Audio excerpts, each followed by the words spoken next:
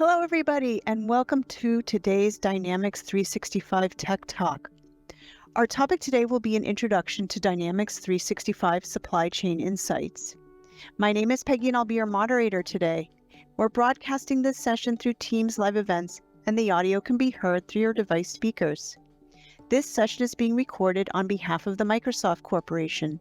When you join this event, your name, email address, and/or phone number may be viewable by other session participants in the attendee list. By joining, you're agreeing to this experience. The recording will be available on the Tech Talks Community Dynamics page within 5 business days. If you have questions for the presenters or need support, please use the Q&A panel located on the right side of your screen. Our presenters will be responding to your questions throughout today's presentation, and there will be time at the end for further questions.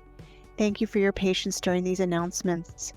Presenting for us today from Microsoft, we have Omar Choudhry, Principal Group Program Manager, and John Cartwright, Senior Program Manager. Omar, over to you. Hi, thanks, Peggy. And thank you, everyone, for joining us today to learn about supply chain insights. I really hope we are able to give you all the information you need to be able to get into supply chain insights and deep dive into it. And so today we'll be taking you through kind of why we built supply chain insights, what were some of the things we heard from our customers, and getting into kind of the overview of the product, and then giving you kind of a deep dive demo, followed by a roadmap session, and then we'll get into Q&A as Peggy mentioned. So without further ado, I'll just jump in. So, why build a product like this? I think many of us have heard about the challenges that have been going on with supply chain disruptions, everything from canal blockages to Texas freezing over. I'm sure everybody's heard of COVID and some of the supply chain challenges that have come out of that. So there's all sorts of different disruptions that have come about, and what many of our customers were struggling with was how can they be agile and be able to make business decisions with all of these different disruptions, and be able to make the right decisions and optimize their supply chains and essentially build more resilient supply chains. So what were some of the challenges that we heard directly from our customers was that they oftentimes had visibility into their tier 1 suppliers, or they at least knew who they were, but they would lose visibility beyond that tier 1 supplier. So the multi-tier supplier network would become very fuzzy after tier 1. They also had challenges understanding where their bottlenecks were and where some of their diamond-shaped supply chains were happening, where there were many suppliers getting supplies from a single tier 2 supplier, where if that supplier was disrupted, then they would have disruptions across many of their tier 1. So where were the bottlenecks? Oftentimes when they were even trying to communicate with their supplier network, there was challenges with interoperability and understanding one another because there's no single standard and schema structure. Different suppliers of their tier 1 suppliers are at different levels of maturity as far as technology. Some are very technology savvy, have systems in place, and others are still on Excel. And so oftentimes, even when they would build a lot of reporting and get data from these suppliers, it wasn't really in real time. The reports didn't really match up to what was on the ground reality. And so it was very difficult for them to make the correct business decisions. And on top of that, many of the things that they would build or the reports they would build were very reactive in nature. And so it's when a disruption has happened. And so these were some of the challenges and that the industry was facing. So why do we think Microsoft is best to be positioned to build an application like this? There are other applications out there in the market that try to do one or several of the different things that we are going to show you today in supply chain insights. But really, Microsoft brings together a whole host of products and capabilities, from our Azure stack and the ability to scale, to our Power Platform and the ability to have a low-code, no-code experience, whether that's for data ingestion or that's for extending the application, or our developer tools, as well as the ability to tie into our Dynamics 365 products. And then when there is a disruption happening, the ability to collaborate with teams. In addition to this, we've had kind of an industry-specific or industry approach. Supply Chain Insights is a part of the manufacturing cloud, and essentially the data model that we're using for the manufacturing cloud aligns to the data model that we have built Supply Chain Insights on. So really, we have a lot of capabilities to come and pull together a solution that really is differentiated and can help customers become essentially more predictive in nature. And that really gets us into the next piece, is that how do we really look at this product and what are we focused on? So the focus is really on data first. How can we bring the data from the various systems that you have in your organizations, bring it together, be able to harmonize that data, and be able to then provide some basic insights from that data. Then, be able to take a lot of the signals that we are bringing from our partners as well as from Bing and overlay that data.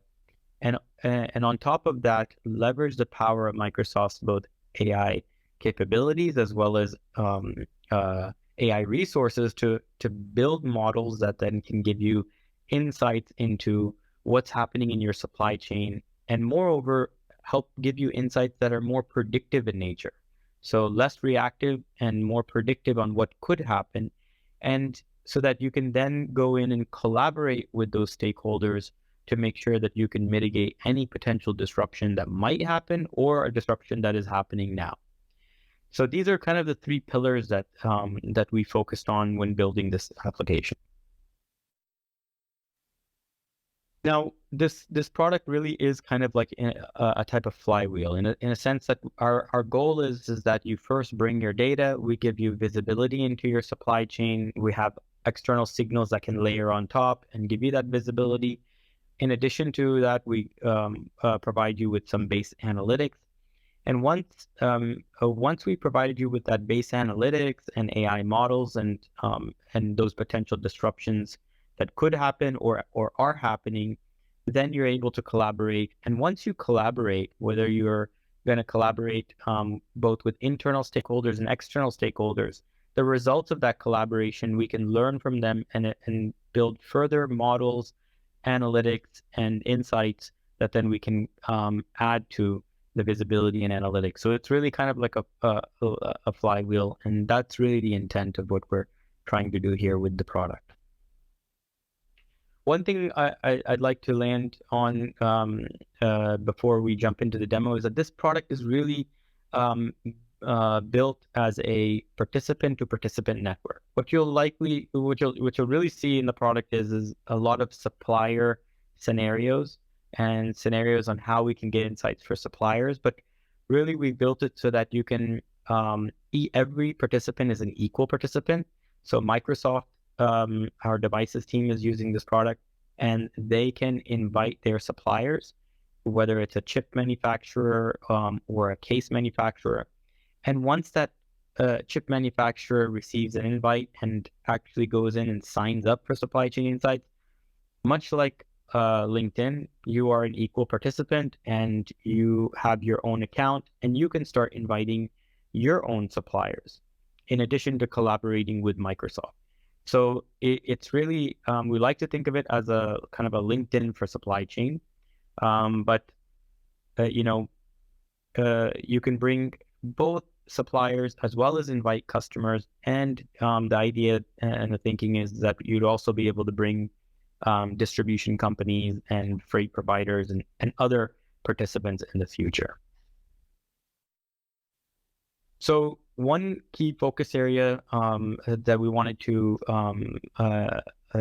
land on is that all of the ERP systems and data systems, whether WMS systems or logistics systems you have, we want to really be able to bring that data in and be able to give you base insights without you sending any friend requests or inviting anybody into your network, so that you get a certain amount of value out of the right away for your supply chain and to help you build a more resilient supply chain.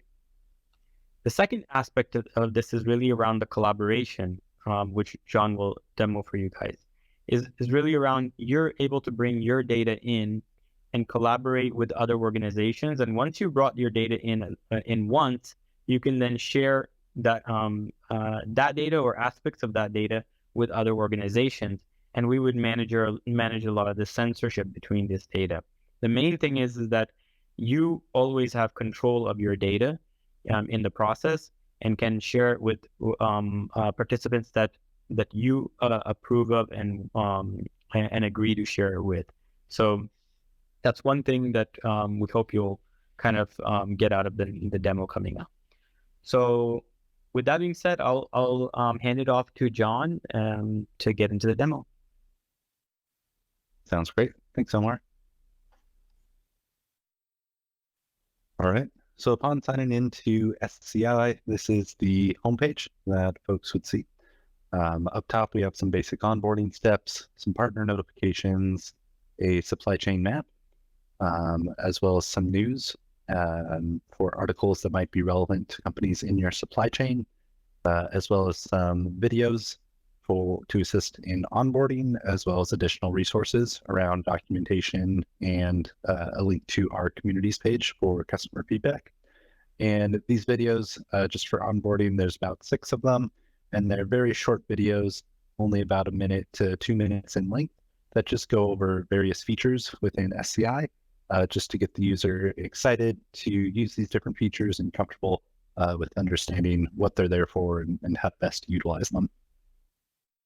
So to start out, want to focus first on the company profile page. So upon signing up to SCI, a user would come in and fill out this basic information about their company.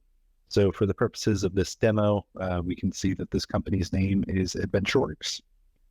One thing that I want to call your attention to is this profile visibility toggle. So by default, it will be set to private.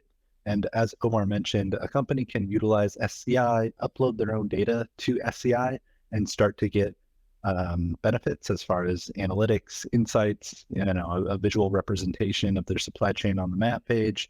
But as a second step to unlock further value of SCI, that's really when you connect with your suppliers and your customers and start to share data to further enrich some of those analytics and recommendations ultimately. So besides general information on the company profile, an end user can also upload various financial information about their company, as well as certifications. We have a number of certifications, as well as any corporate social responsibility certifications that the company has. So next, after a company's kind of uploaded information about their company and filled out the company profile, like Omar mentioned, SCI really starts with the quality of the data that we have uploaded. So switching over to the data upload, if we go under admin, we have data import. So here's where we can see the number of different types of entities that we have, as well as the different categories of data underneath. So let's pretend that we're going to upload production order data. So SCI is utilizing Power Platform, and specifically these Power Query connectors.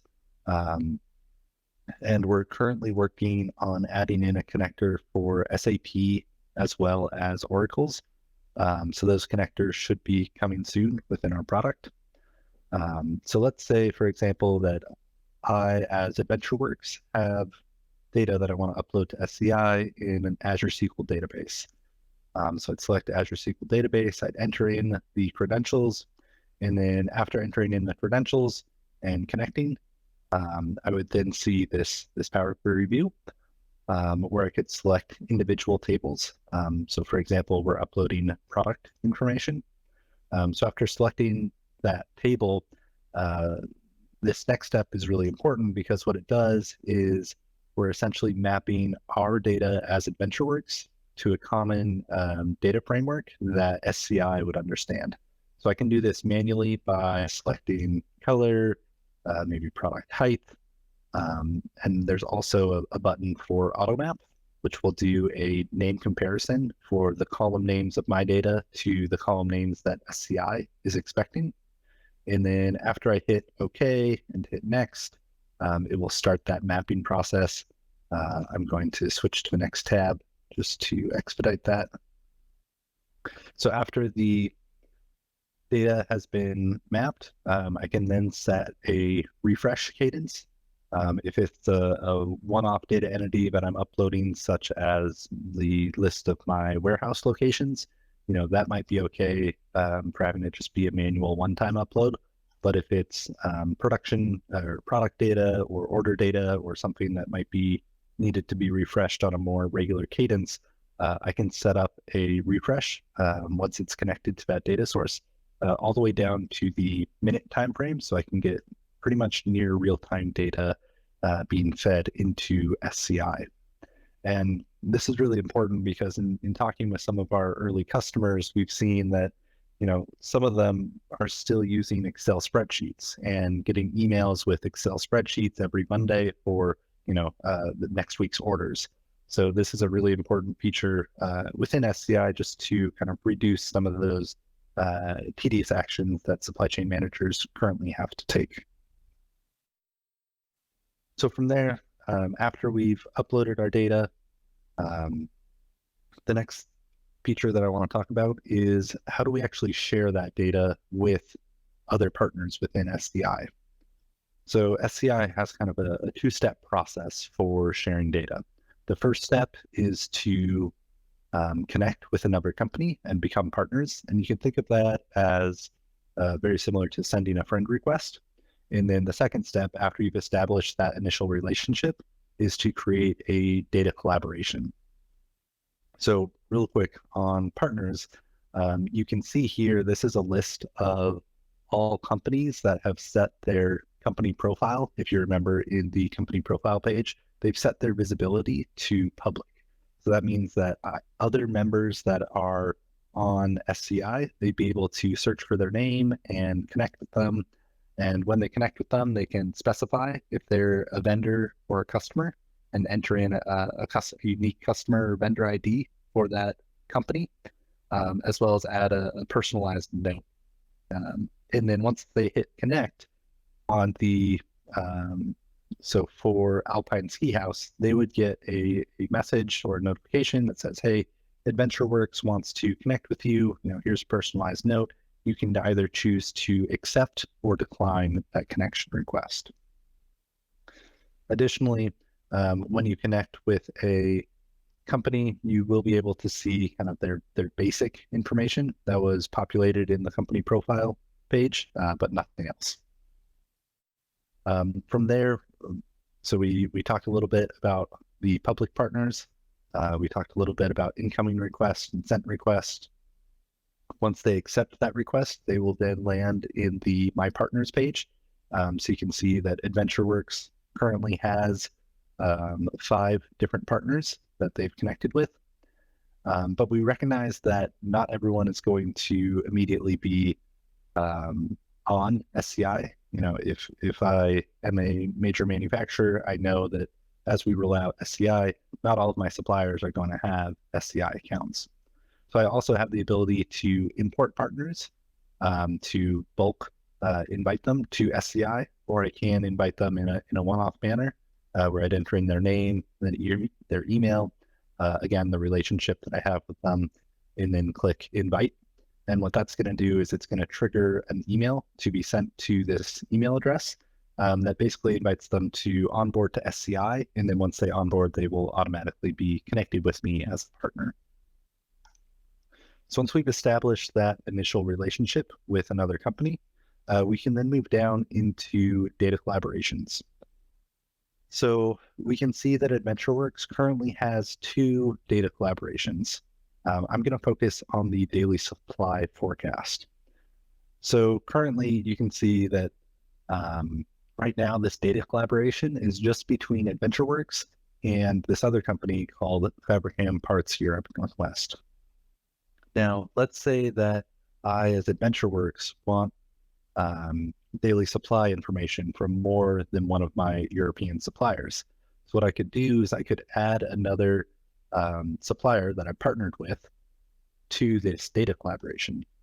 And again, this will trigger an invite to Fabricam Parts Europe Northwest, or excuse me, to Parts World Europe Parts, and it will ask them to share this data with myself as AdventureWorks. So you can see that the status is they haven't yet shared that data, so we don't have any visibility into what they've shared. We can see that both of these companies are vendors from AdventureWorks' perspective.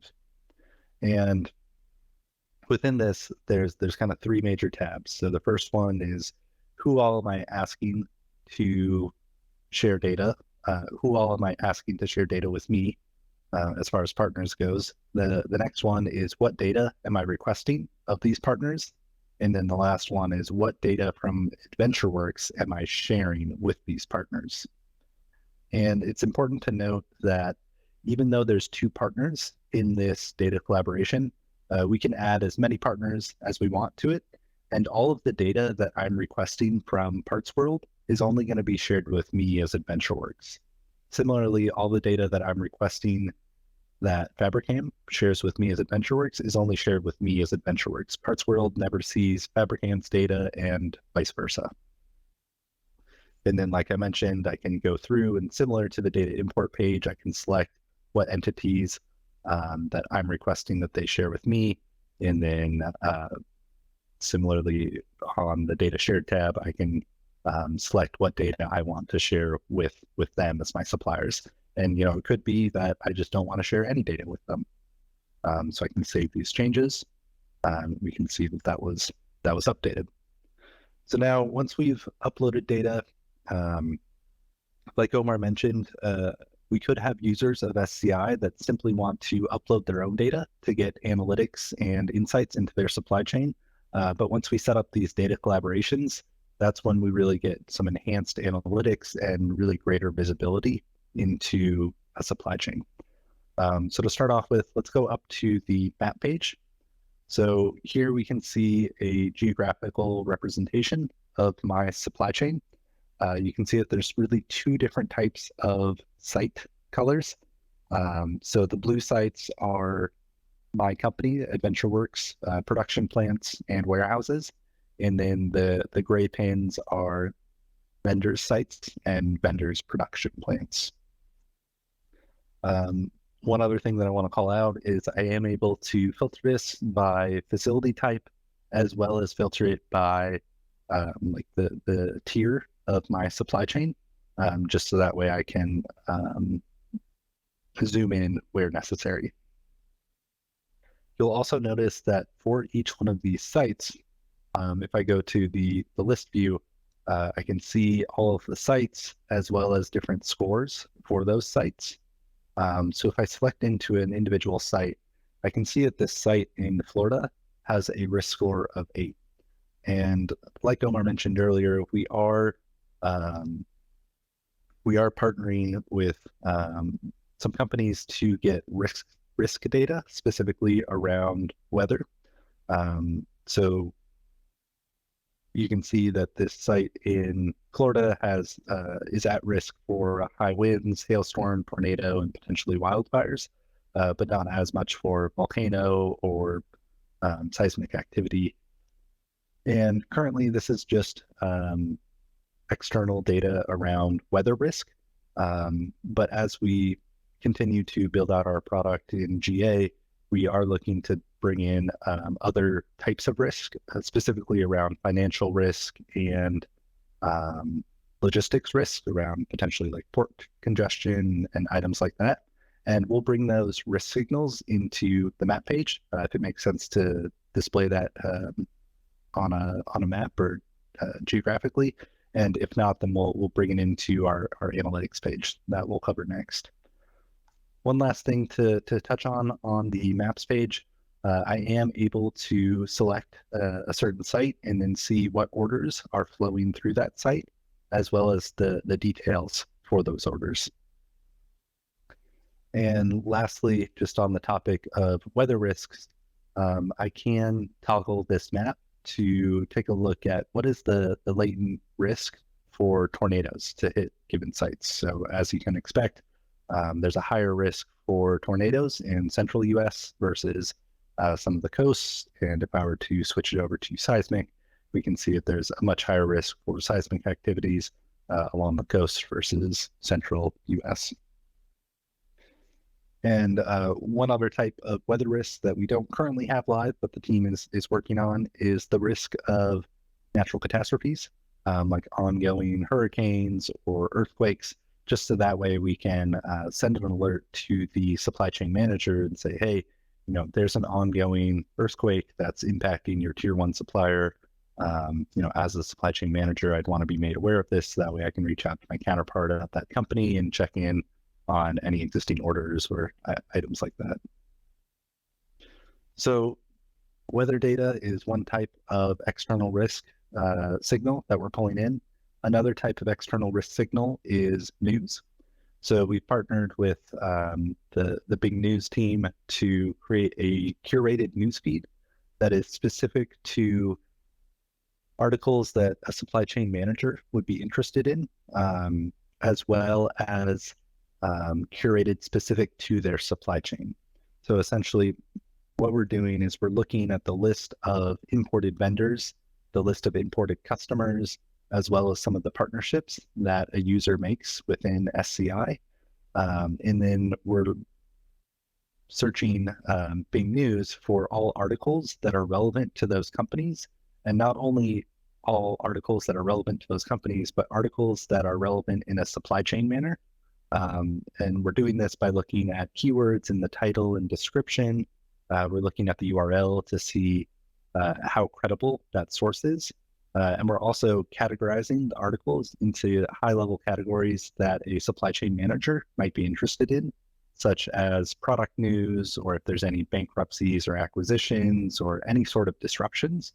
So we can see for this top article that it is around a fire. So that would likely be categorized as a disruption. And we can see that it's impacting the supplier called JR Automation. So if we go in to view the news article, we can see that there was a fire at JR Automation. So as a supply chain manager, if this company is one of my suppliers, I might reach out to my counterpart there just to check in to see if I need to update any existing orders or any forecasts based on this disruption. So last but not least, I want to drop down to our analytics page.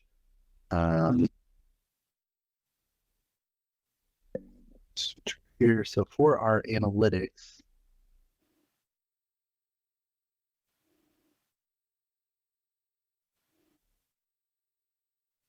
there we go. So for our analytics, currently we have 5 tabs. This first tab, the product map, maps out the relationship between products, parts, and warehouses. I could also filter for specific products or specific parts.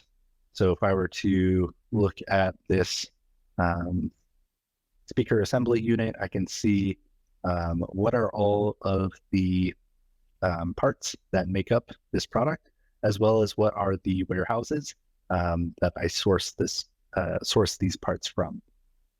Scrolling down to the bottom, I can also see all in-flight shipments and whether they're on time, at risk to be late, or early. Moving over to the shipping tab, I can also see a list of all of the parts that I have by delivery status. Again, are they late, at risk to be delayed, early, or on time, as well as track in-transit shipments for these parts. You can also filter by time range, and also filter by vendor, product, warehouses, etc. Moving over to vendor performance, Currently, this is our first iteration of evaluating vendors. Currently, we're just doing that by what's the percentage of late deliveries. So we can see that none of these suppliers have actually fallen behind on late deliveries, so they're all showing as green. And last but not least, we have supply and demand, where I can see a list of all of the parts that I have, what is the current stock, what's in transit, what's my committed supply, and what's the overall demand for that part. And as Omar mentioned, again, this is just our first iteration, but we want to build out a digital twin of each customer's supply chain. So with this, I can drill into the various products that my company creates. I can further drill into what are all the different parts that comprise that product, who is supplying me those parts, which vendors, and what warehouses are those parts coming from. So if I were to select an individual part, I can see what's my current stock, what's my committed supply, and what's the overall demand for this. And we also have supply and demand simulations here. So if I were to artificially decrease my demand and increase my supply, then we can see what effect that would have on my projected inventory. And again, this is just our first iteration. The team is actively working to pull in additional points of external data like logistics risk and financial risk to combine that with some of the other risks that I shared earlier around weather and news to give a supply chain manager really a better picture on what are some of the risks in their supply chain and eventually what actions can they take to make their supply chain more resilient.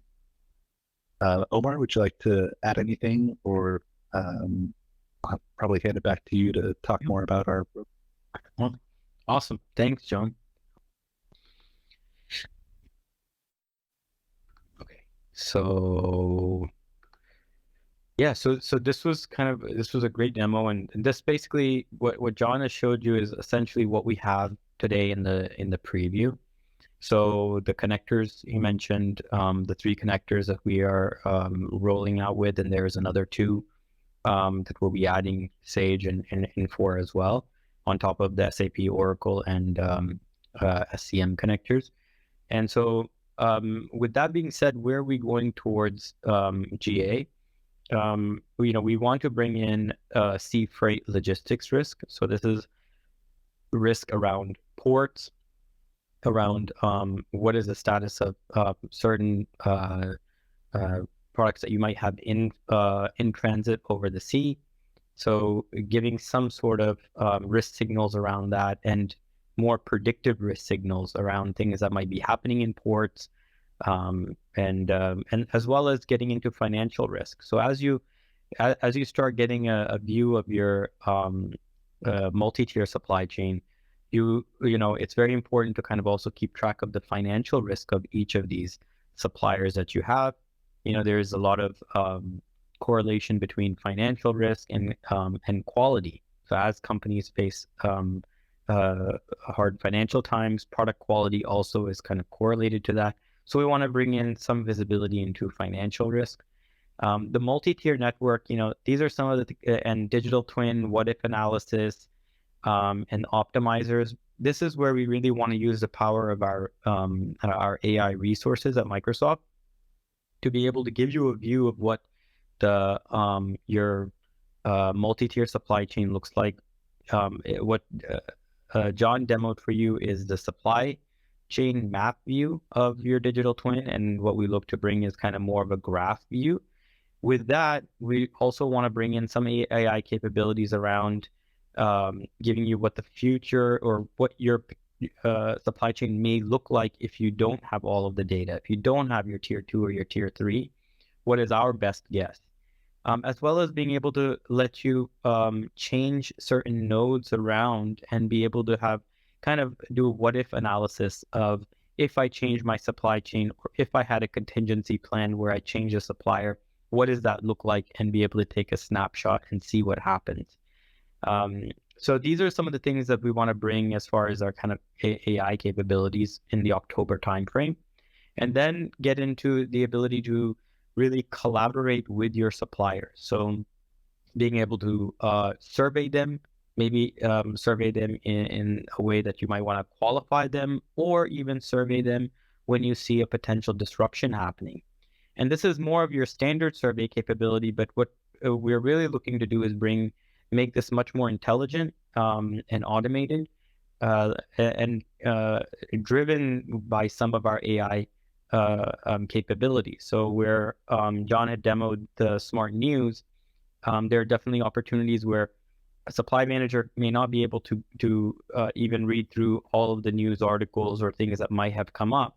But if we have the ability to read these news articles and build patterns and say that there is a high probability that that there is a strike happening, and that strike, when we see certain factors come into play, that means an 80% or more disruption in that company's capacity to produce, in which case we could automatically send the survey to the tier 1 supplier. So it could be happening to your tier 3, tier 2, or your tier 1, but because we only have a friend request and a relationship with the tier 1, we would send it to a tier 1 and say, hey, are you going to be okay? This is something we see one of your suppliers as, and so that you can then collaborate with them.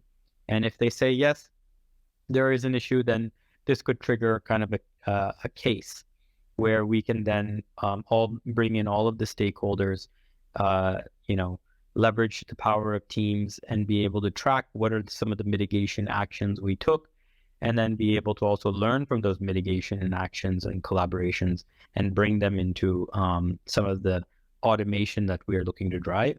And then also have a connection to our D365 applications, a deeper connection with them. So this is what we're looking to roll out with in the October timeframe as we move into general availability.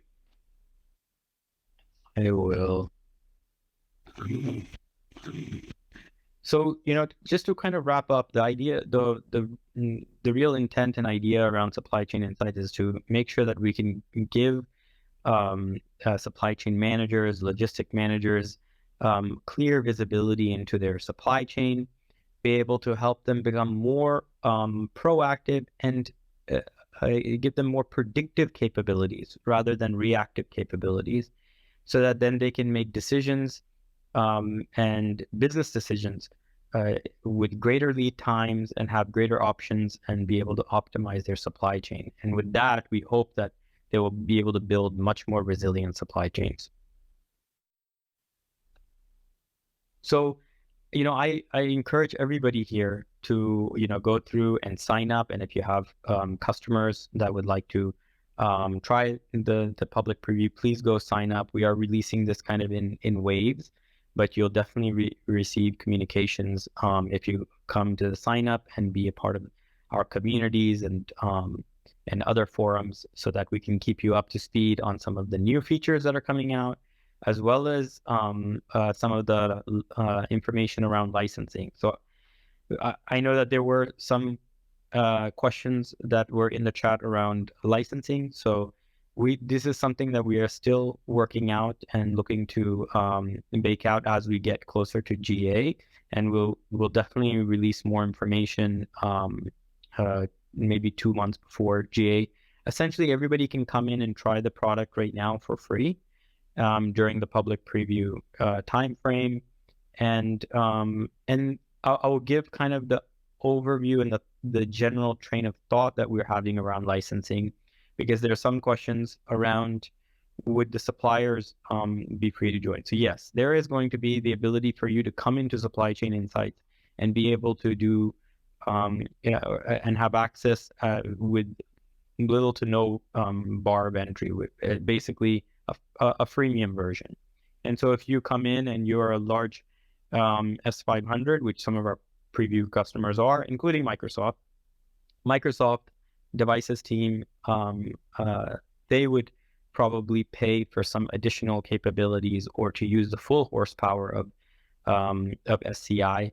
But as they invite their 150 suppliers in China and different places around the world those suppliers could come on board and be able to use some capabilities of supply chain insights as well. And in addition, if Microsoft has a data collaboration project request that comes from the devices team to its suppliers, those suppliers would be able to respond to that and provide that, import that data and send it over. So the idea is not to make this something that's expensive, something that's difficult, and that has lots of paywalls. But it's something that we just need to continue working out as we get to general availability.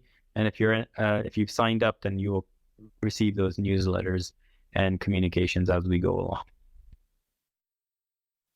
You go for it, John. Yeah. I was just going to say the only other two questions that I see is, can a company be both a vendor and a customer? And so yes, you can. A company can be both. You can have a relationship with a company that's both a customer and a vendor. And I don't know, John had maybe John, you touched on that, but do you want to add anything? Nope, I think that's it. And I think that was all the questions that we have. So folks have other questions, feel free to type them in now. But if not, anything else that we want to share, Omar? No, we're just really excited to work with everybody, and please give your feedback as you sign up. We'll have kind of channels and communities that you'll have access to, and give us your thoughts, ideas, and feedback. So thank you, everyone, and thank you for taking the time to learn about supply chain insights. All right. Thanks, guys. We will be giving our attendees a few minutes back today in their schedule. But before you go, if every attendee could have a look in the live event Q&A panel where I've posted a link to a short survey. We would love your feedback on today's session and hear what you'd like to see in future events. So we really do appreciate your participation there. As a reminder, the recording of today's session will be available on the TechTalk's Community Dynamics page within 5 business days. All attendees will receive a link to that when it's available, and look for your email. Look for it in your email there. So a big thank you to our attendees and our presenters today. Have a great day or evening wherever you are, and stay safe.